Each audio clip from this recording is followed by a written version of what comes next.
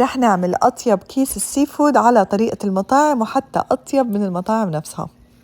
أول شي عنا الخضار رح نسلقها، عندي هون الذرة والبطاطا، بعدين بمقلاية على النار رح نضيف الزبدة وزيت الزيتون نقلب فيها البصل حتى يدبل.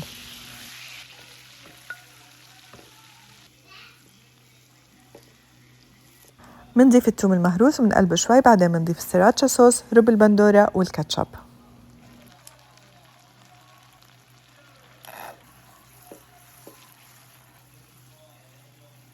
منضيف البهارات، مستعمل كيجن وأولد باي بيعطوا طعم كتير طيب لهي الأكلة.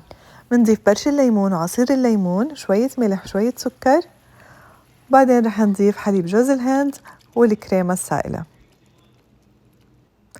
آخر شي عنا بقدونس المفروم، وهيك صارت الصلصة جاهزة.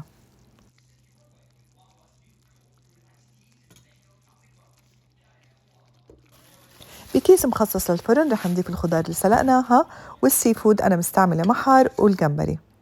نضيف فوقهم الصلصة ومنسكر الكيس ونطبخهم بفرن لمدة 30 دقيقة حتى يستوي عنا السي فود، وبتتقدم مع الرز الأبيض وصحتين وألف هنا.